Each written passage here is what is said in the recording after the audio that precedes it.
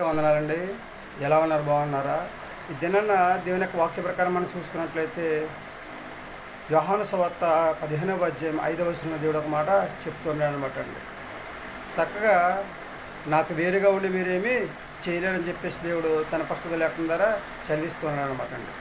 ఆ వచనం అంతా చదవండి, అందులో ఉన్న మర్మాలు మీకు తెలుస్తూ ఉంటాయి అనమాట అండి. దేవునికి వేరుగా ఉండి మనం ఏమీ చేయలేమన్నమాట అండి. ఏం చేయాలన్నా దేవునికి అంగీకారంగా జీవించడం వల్ల దేవుడు మనకు సహాయం చేస్తూ ఉంటాడు తప్ప దేవునికి వేరుకొని మనం ఏమీ సాధించేది ఏమీ ఉండదన్నమాట అండి. పరిశుద్ధ గ్రంథాన్ని మనం చూసుకున్నట్లయితే యోనా గారి దగ్గరికి మనం విన్నట్లయితే యోనా గారిని దేవుడు ఒక చోటకి వెళ్ళమంటే ఒక చోటకే వెళ్ళాడు అనమాట అండి. ఒక స్థలానికి వెళ్ళమంటే వేరే స్థలానికి ప్రయాణము చేస్తూ ఉన్నప్పుడు మార్గ మధ్యంలో సముద్రంలో తుఫాను వచ్చినప్పుడు చక్కగా యోనా గారు శాపగర్భంలో 3 దినాలు ఉండవలసిన పరిస్థితి వచ్చిందనమాట అండి. ఎంత భయంకరమైన శ్రమ అండి, ఎంత భయంకరమైన శోధన అండి, ఎంత భయంకరమైన వేదన అండి. శాపగర్భంలో 3 దినాలు ప్రార్థన చేయడం అంటే సామాన్యమైన పని కాదనమాట అండి. దేవుడిచ్చిన మహాఉచ్చిన గుణం బట్టి ఆయన కోపదాలను బట్టి చివరకు అటు తిరిగి ఇటు తిరిగి యోనా గారు శ్రమలు పడిన తర్వాత దేవుడు ఏ స్థలానికైతే వెళ్ళమన్నాడో ఆ స్థలానికి వెళ్ళడము తప్పలేదన్నమాట అండి. ఎప్పుడైనా సరే దేవుడు మాట మనం వినాలి తప్ప మన మాట దేవుడు వినడనమాట అండి. ఎందుకంటే మనం సరైన మార్గంలో నడవకపోతే మనల్ని సరైన మార్గంలో నడిపించడానికి దేవుడు ఇప్పుడు ఆకాశం నుండి కనులారా చూస్తూ ఉంటాడు అనమాట అండి.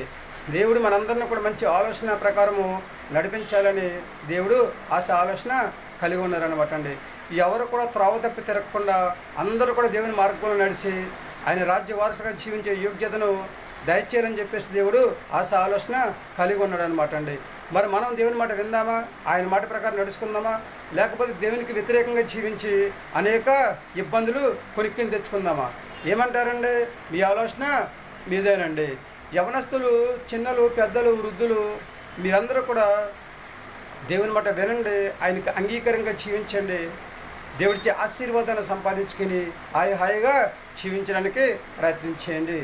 దేవునికి వ్యతిరేకంగా జీవించడం వల్ల ఏమాత్రం కూడా ఉపయోగము లేదనమాట అండి. కనుక శ్రమ వచ్చినా, శోధనలు వచ్చినా, ఇబ్బందులు వచ్చినా, ఇరుకులు వచ్చినా, ఏమొచ్చినా కానీ చక్కగా దేవుని మాట విందాం, ఆయన మాట ప్రకారం నడుచుకుందాం, ఆయనచ్చే ఆశీర్వాదాన్ని సంపాదించుకుని హాయిగా జీవిద్దామా? ఏమంటారండి? నేను దేవుని మాట వింటానండి.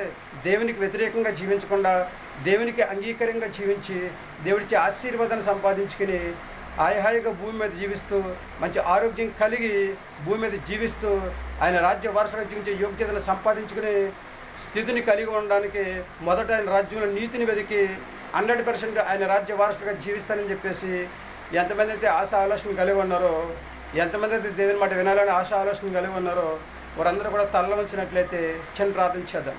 మహాపరిశుద్ధుడైన పరలోకపు తండ్రి, నీ ఘనమైన పదం లెక్కలేని స్తుతిస్తోత్రం ప్రభా. యోనా గారి జీవితంలో తండ్రి స్తోత్రం ప్రభా. వచ్చిన ఇబ్బందులను బట్టి తండ్రి స్తోత్రం, నీకు వందనాలు తండ్రి. మేము అలా జీవించకుండా తండ్రి స్తోత్రం ప్రభా, నీకు అంగీకారంగా జీవించి నీవు ఇచ్చే ఆశీర్వాదాన్ని పొందుకొని తండ్రి స్తోత్రం ప్రభా, హాయిగా జీవించే యోగ్యతను దయచేయని ప్రార్థిస్తున్న ప్రభా. నీకు వందనాలు. గర్భిణీ స్త్రీలను, బాలింత్రాలను, సంతానలేని బిడ్డలను, అనారోగ్యంతో బాధపడుతున్న వారును, వివాహం కోసం ఎదురు చూస్తున్న వారును, అలాగే తండ్రి ప్రభా ఉద్యోగం చేస్తున్న వారును, వ్యాపారం చేస్తున్న వారును, చేతి వృత్తులు చేస్తున్న వారిని దండిస్తున్న ప్రభా, వాహనాలు నడుపుతున్న వారిని దండిస్తున్న ప్రభా. 100% కూడా ప్రతి వ్యక్తిని కూడా ప్రతి ఒక్కరిని కూడా దీవించి ఆశీర్వదించి ప్రతి ఒక్కరి ప్రభా నీకు అంగీకారంగా జీవించే యోగ్యతను దయచేయని ప్రార్థిస్తున్న ప్రభా. ప్రతి ఒక్కరు తండ్రి రక్షణ మార్గంలో నడుస్తాను ప్రభా, చక్కగా దండిస్తుంది ప్రభా. తండ్రి ఈ యొక్క ఆశీర్వాదాన్ని ప్రభా పొందుకునే యోగ్యతను దయచేయమని, అందరికీ మంచి ఆరోగ్యం దయచేయమని, మా ప్రార్థన ఆలకించండి, మా ప్రార్థన ప్రతిఫలం దయచేయమని, మా కొరకు త్వరగానే యేసుక్రీస్తు ప్రశ్న నమ్మలాడి వేడుకుంటున్నాం తండ్రి. ఆమేన్. అందరికీ వందనాలండి. ఈ యొక్క దేవుని ఆశీర్వాదాలు మీకు తోడుగా ఉండను గాక. దేవుడు మిమ్మల్ని దీవించి ఆశీర్వదించను గాక. దేవుడిచ్చిన మహాఉచ్చిని బట్టి మనందరం కూడా దేవుడి మాట విందాం, ఆయన మాట ప్రకారం నడుచుకుందాం, ఆయన ఇచ్చే కృపను పొందుకుందాం, ఆయన ఇచ్చే ఆశీర్వాదాన్ని అందుకుని హాయిగా జీవిద్దామా? ఏమంటారండి? మీ ఆలోచన మీదేనండి. దేవుడు మనందరినీ కూడా దీవించాలని, ఆశీర్వదించాలని, అభివృద్ధి చేయాలని, ప్రతి ఒక్కరిని కూడా మంచి ఆలోచన ప్రకారం నడిపించాలని చెప్పేసి దేవుడు ఆలోచన కలిగి ఉన్నాడు. కనుక మనందరం కూడా దేవుడి మాట విని ఆయన ఆలోచన ప్రకారం నడిచి హాయిగా భూమి మీద జీవిద్దామా? ఏమంటారు?